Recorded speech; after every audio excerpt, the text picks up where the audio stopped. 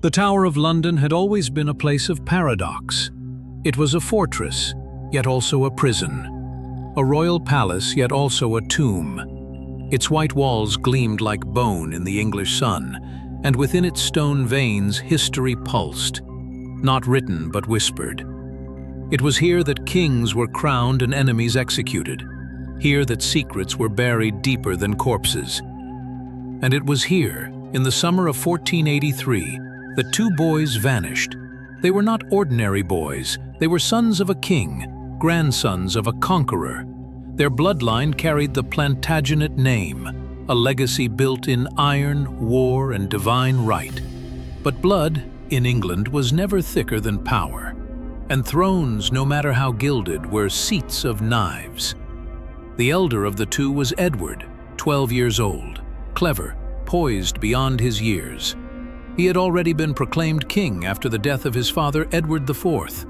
The younger, Richard, Duke of York, was 9, softer, more playful, but with a sharpness in the eye that betrayed observation. In April, they had both been lodged in the royal apartments of the Tower, awaiting Edward's coronation. It was custom. Kings always resided in the Tower before the crown was set on their heads. But the crown never came. Instead came silence.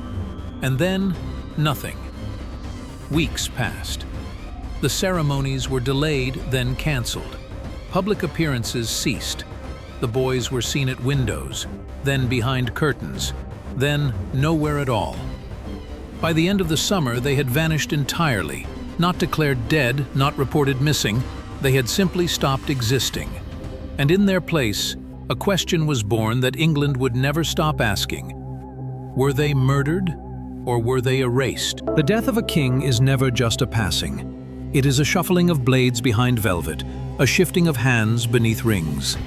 When Edward IV died suddenly in April 1483, he left behind a kingdom uneasy with peace, a court bloated with enemies in silk, and two sons too young to know that their blood would curse them. 12-year-old Edward was to be crowned king, but his guardianship had already become a matter of silent war.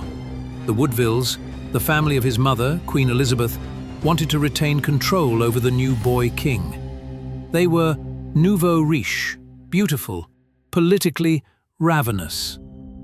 The nobility hated them, the old guard feared them, and one man in particular loathed them with a cold, calculated intensity. Richard, Duke of Gloucester, the king's own brother. Richard was not theatrical. He was thin, pale, sharp-featured, a man who walked like shadow and spoke like steel. Loyal to his brother, he had bled for the House of York on the battlefields. But loyalty to the dead is a thin shield in politics. Within days of Edward IV's death, Richard made his move. He intercepted young Edward, who was being escorted to London by his Woodville uncles. Under the pretext of protection, he separated the prince from his retinue and brought him to the Tower. It was, technically, the traditional lodging for a monarch awaiting coronation. But Edward was never crowned. Then came the second act.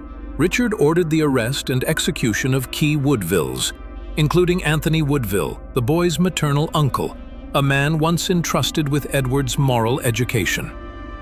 The Queen fled into sanctuary at Westminster with her younger son Richard. And yet, under pressure, even this sanctuary cracked.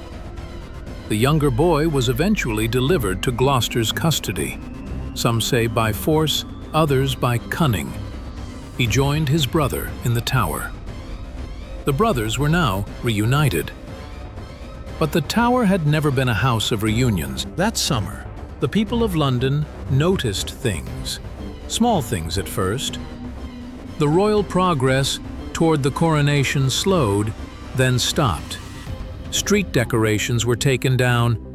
Rumors spread that the boys were unwell. Then, that they were being protected. The windows of the Towers stayed shut. Guards rotated with uncommon secrecy. No one saw the princes in public again. They were glimpsed once, perhaps twice. Thin silhouettes in high windows, watching the city in silence. One merchant claimed to have seen them playing in the garden. Another swore he heard laughter from within the walls, though none dared approach. Then silence. A silence so complete it sounded like a decision. And as it descended, Richard made his final move. On June 25, 1483, Parliament declared the princes illegitimate. Their father's marriage to Elizabeth Woodville was retroactively illuminated, on claims of a prior contract. The bastard sons of a dead king, Parliament said, could not rule. Days later, Richard, Duke of Gloucester, was crowned King Richard III. The tower remained quiet. The princes remained inside. No one saw them again. England did not speak loudly of the boys, but it whispered. It whispered in taverns, in kitchens, in dark corners of castles, where even the candles seemed reluctant to burn. Everyone knew, and no one knew. The princes had vanished, and in their place rose something worse than death: uncertainty. What happens to a kingdom when its future simply disappears? At first there was only unease, but unease gave way to suspicion, and suspicion fermented into stories. Within months of Richard III's coronation, London was alive with whispers that the boys were dead, that they had been murdered in the tower, silently, efficiently, and without a trace. And everyone had a theory. Some blamed Richard directly, calling him a usurper, a regicide, a man with a crooked back and a poisoned crown. They said he had ordered their deaths in the night to ensure no rebellion could ever form behind the boy king's name. Others said it was done without his knowledge, that his servants had acted in cruel anticipation of what he might want. The name that echoed through the centuries, in ink, in legend, in accusation, was Sir James Tyrrell, a loyal retainer to Richard. Tyrrell was later named by Sir Thomas More, and again by Tudor historian, as the man who carried out the deed. According to the accounts, none of them fully proven, all of them chillingly specific, Tyrrell bribed the Tower constables, gained entry into the prince's chamber at night, and smothered them with pillows. The boys struggled. One cried out. Then silence. Their bodies, the story goes, were buried at the foot of a stairwell, hastily, shamefully. But no record survives, no confession, no burial site with names, only the retellings. Thomas More, lawyer, philosopher, martyr, wrote of the prince's death decades later under a new dynasty. His account was vivid, perhaps too vivid, a literary rendering shaped to flatter the Tudors, who had slain Richard III and claimed England's crown. Was More recording history or rewriting it? Even Shakespeare would take up the tale, painting Richard III as a hunchbacked fiend who murdered his young nephews without remorse. But Shakespeare, like More, wrote not for justice but for theater. He gave England a villain it could hiss at, a devil it could understand. But the truth remained silent, just like the Tower. It is one thing for two princes to die. It is another for their deaths to leave no evidence, no bodies, no scars in the earth. And so, in the vacuum left by silence, theories bloomed like black flowers. Some whispered they were smothered, as Tyrrell's tale claimed. Others believed they were stabbed, drowned, poisoned, buried in the garden, sealed behind the walls. One persistent rumor said the bodies had been thrown into the Thames, weighed down by chains, never to surface. But without corpses, there could be no closure, only imagination. And imagination in England was always political, because even as Richard III wore his crown, the boys remained more powerful in absence than they had ever been alive. Not all believed they were dead. Some believed they had escaped, spirited away in the dead of night by loyalists, disguised as servants or girls, sent to foreign shores or hidden in monasteries. The Queen, Elizabeth Woodville, had enemies, but she also had friends. Connections. Perhaps she had arranged the impossible. Perhaps her son still breathed, watching the world from behind locked gates and closed shutters. It was from this hope, or fear, that something strange arose: imposters. The most famous of them was Perkin Warbeck. He appeared in Europe a decade after the disappearance, claiming to be Richard, Duke of York, the younger of the two lost princes. Charismatic, poised, and fluent in the languages of court, Warbeck captured the imaginations of England's enemies abroad. He was supported by Margaret of Burgundy, sister to Edward IV, who either believed him or saw his usefulness. France and Scotland both played the game. Crowns were offered. Troops were raised. Was he truly a prince, or a well-coached fraud? He was eventually captured by Henry VII and paraded as a pretender, tortured, confined, and finally executed. But even as the axe fell, some still wondered, if he were not a prince, then why had so many risked so much to believe him? Perhaps belief had become more valuable than truth. In 1674, workmen at the Tower of London made a discovery. Beneath a staircase in the White Tower, they found a wooden box containing two small skeletons buried together. The bones were fragile, child-sized, and incomplete, but enough for the rumors to blaze anew. Charles II, then king, ordered the bones interred in Westminster Abbey under a stone that read, "Here lie the remains of Edward V, King of England, and Richard, Duke of York." No proof, no certainty, only suggestion. In 1933, scientists examined the bones, rudimentary forensic analysis by modern standards. They confirmed the children were of approximately the right age. But the report was inconclusive. The bones had been jumbled, possibly moved. No definitive link to the princes could be made. And so the mystery deepened, ossified in royal marble. Two skeletons, two names, a tomb that answered nothing. The tower, meanwhile, remained silent. Tourists passed its walls. Guides told a tale. The ghosts of the princes, some said, still wandered its upper chambers. Two pale boys with hollow eyes, looking for someone who could remember their names without trembling. History remembers Richard III as a villain, a crooked-backed tyrant, a child murderer, a usurper who clawed his way to the throne over the bodies of innocents. Shakespeare etched that image into English memory like acid into metal. But the man behind the myth, the real Richard, is harder to find. In life, Richard was not the monstrous caricature of the stage. He was a skilled commander, a loyal brother for most of his life, and a man with a legal mind sharp enough to manage the chaos his brother Edward IV often left behind. He governed the north of England with competence and justice.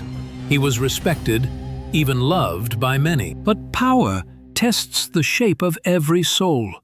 And when Edward died, Richard was offered the ultimate test: loyalty to his brother's son, or the opportunity to seize control. Some say Richard hesitated, that he was not a killer by nature, but a man driven into the darkest acts by fear.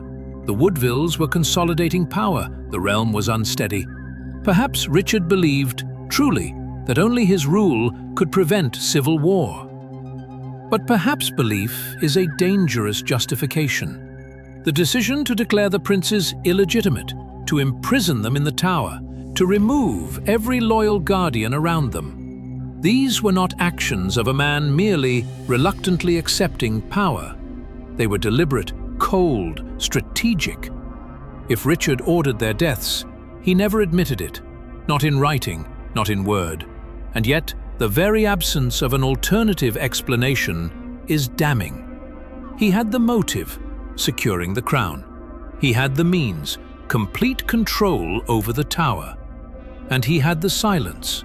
No voices cried out from within those walls. But the silence is not proof. And silence, like mist, twists around the truth. Richard's reign was brief. 2 years, 2 summers, and a lifetime of suspicion. He ruled with some justice, passed reforms, called for fairer courts. He toured the realm. He tried to earn love where legitimacy had failed. But the shadows behind him lengthened. The whispers never stopped. Even among his allies, the question clung like smoke. What happened to the boys? He never answered. Then, in 1485 came Bosworth. Henry Tudor landed in Wales, gathering support from Yorkist defectors and Lancastrian loyalists alike. Richard rode out to meet him, personally, recklessly, determined to end the challenge with one stroke. He charged directly toward Henry, cleaving through guards, nearly reaching him. He died in the mud, surrounded, his helmet torn off, his skull pierced. His body was stripped, thrown over a horse, paraded in humiliation. The crown he had killed for, if he had killed, was found in a hawthorn bush and placed on the head of Henry VII, first of the Tudor kings. And with the Tudors came a story, a narrative, an enemy. Richard became the monster, the hunchbacked devil, the murderer of children. It was a useful story, and in England, useful stories live longer than men. History is not a record. It is a negotiation between the known and the unknowable, the voice and the echo, the corpse and the crown. And the princes, Edward V and Richard, Duke of York, never received their voice, only an echo. No one was ever tried for their deaths. No formal charges, no inquiry. Not even under the Tudors, who built their legitimacy on the ruins of Richard III, and had every reason to expose his guilt.